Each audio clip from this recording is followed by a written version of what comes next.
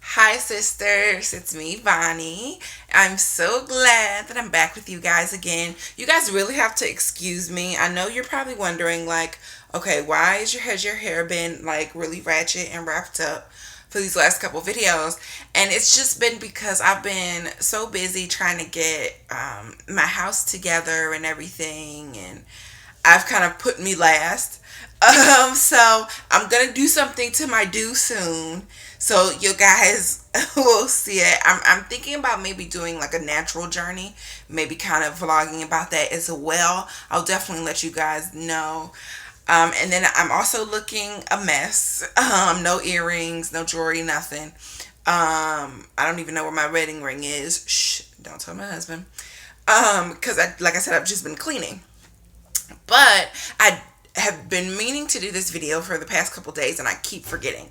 So I said no time's better than right now. So I'm here to give you guys a little bit more look into me and my life and what I've been through with this journey with PCOS. And I thought what better to start off with on this journey than my life after loss story. So here goes.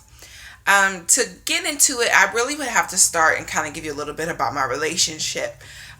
Avery and I, that's my husband, Avery and I met back in 2008 at a mutual friend's birthday party. We were really close friends. We had so much in common, and it was kind of one of those things where you're like, wow, like if there was a perfect guy, this guy would be the perfect guy. But I didn't really think I was going to be his type. So I kind of moved on. Plus, I had a couple chapters still open in my life that I hadn't closed yet. So I didn't want to start anything new.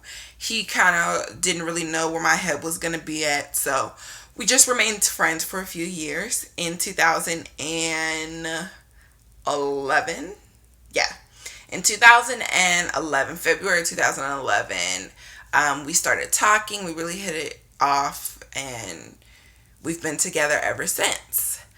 Um, Towards the beginning of 2012, of course, we were, well, not of course, but yes, we were sexually active.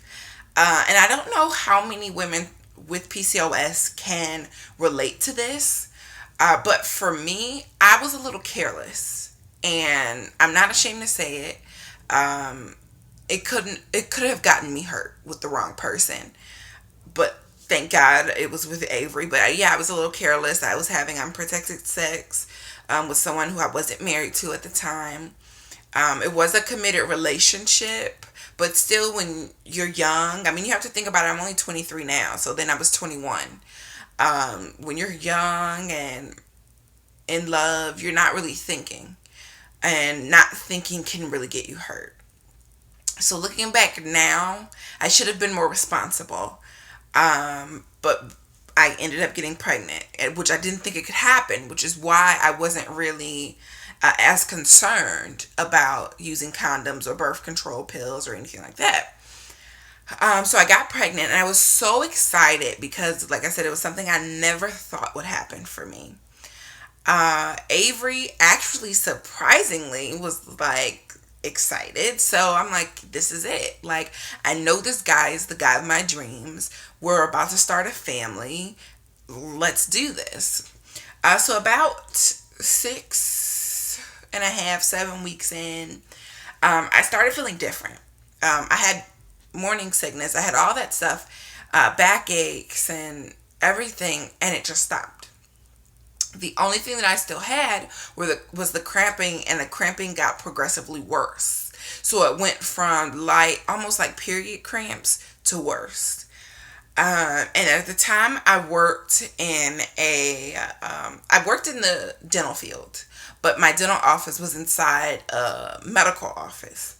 So some of my friends who were nurses was like, I really think you should, get this looked at, whatever. Some of these signs that you're having are signs of miscarriage. And I started to spot shortly after. And I don't know if anyone can relate to this, but I went through a period of not wanting to know. I was in so much bliss being pregnant that I had never felt before. I mean, I loved Avery. I loved myself. We had a great relationship. I was confident in myself. I was doing great. But I never felt the happiness that I felt when I found out that I was pregnant. I didn't want to know. If I wasn't pregnant anymore, I just didn't want to know. And I'm hoping I don't cry.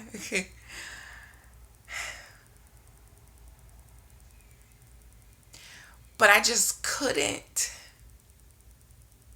imagine not having that feeling. When you're pregnant and you wake up in the morning, you feel a sense of purpose, like, this is mine. This is for me. And I have to protect this child. I have something to live for. And if I didn't have that anymore, I didn't want to know. So it was a couple days before I decided to go to the doctors. Well, I was at work, and the spotting went from spotting to a heavier bleeding, almost like a period. And it was still painful. So I rushed to the hospital. I didn't call anyone. I didn't call Avery. I didn't call my mom. The only way my mom found out was my mom just felt in her spirit that something was wrong. So she called my job, and they answered and let her know that I went to the hospital, that I wasn't there. She freaked out like any mom would. She freaked out. Like, she started calling me, and I see it. But because I was in such a state of disbelief that this could be happening to me, like, I couldn't understand why God, and this is just me because I am a very spiritual person. I couldn't understand why the God that I know and I love could take something away that I didn't know he could even give to me. I couldn't understand it. It didn't make sense to me. And I sat there and literally felt like the life was being ripped out of me. And I didn't want to live anymore.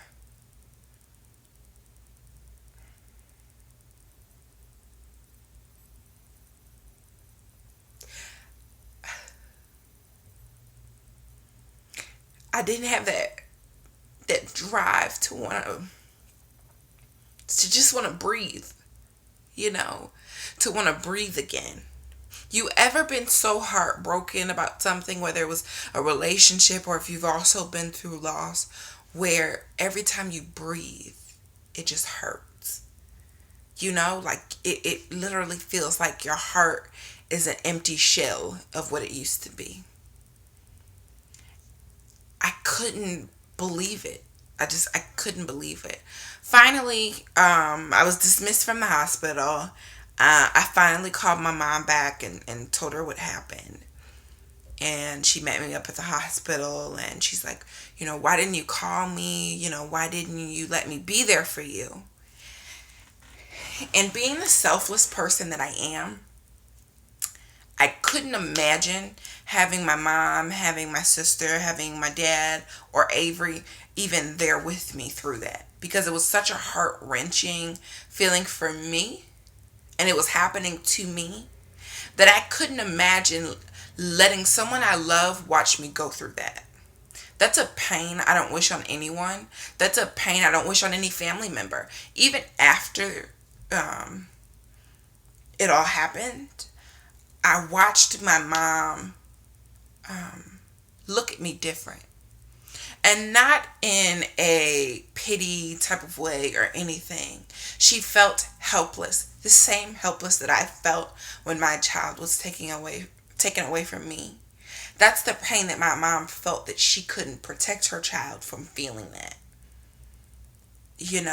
And I think that's why now that, we're trying to conceive again, if I was to get pregnant, I would not share that with my family until I was absolutely sure that it stuck. because it was something that my whole family went through. When you lose someone, even though it's inside of me, they can't see it, they feel it. They feel that joy, they see that joy in me. And to have to go through that loss affected everyone. It definitely affected everyone. It affected my relationship with Avery, because as my husband now, but my boyfriend then, he felt he always had to protect me. And to not be able to protect me from something, and to also be going through a loss, it definitely hurt to see me cry. It definitely hurt. It definitely hurt him. Even still now, it isn't really something he likes to talk about. But I know him, and I can see the pain in him. Even still today, when we talk about it. I think that's such a big reason why once we got married in December. Once we got married, I think that was a reason why making the decision to try to conceive was such a big deal for us, because he felt like if this is going to happen again, I don't know if I can handle that happening again. And for me, it's worth it. It's worth it. I want that chance to feel that again. I want that chance to see my baby to birth. To do what a woman is meant to do. I need that. And ultimately, that was the reason that we decided to conceive, was because we both deserve the chance to be parents. We both deserve that chance to hold and look at our child.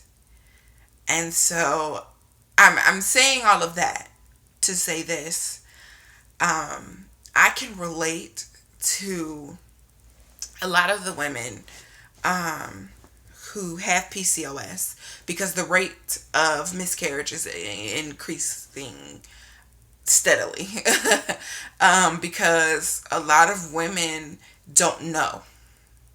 They don't know what to do, or what not to do, or who to talk to, or if they do go through a miscarriage, how to get through it. They don't know.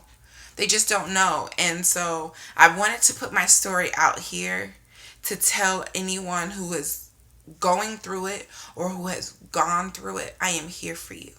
And if you need to talk, please do not hesitate. Send me a note. If you guys want my email, just leave a comment at the bottom. I'll start putting my email, in the comments, or something. But just talk to me, because I know what it's like. I know what it's like.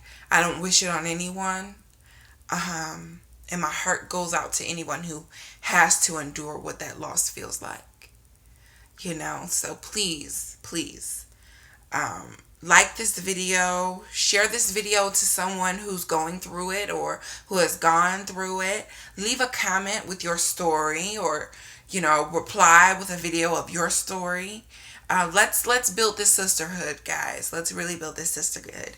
I look forward to hearing from you guys, and I hope you guys look forward to hearing from me. We have a bunch of new subscribers. I think in the past few days we've gotten like 3 or 4 new followers, so I'm really excited about that. So yeah, guys, please watch this video. I hope you enjoyed it, and I look forward to hearing from you guys soon. Bye, sisters.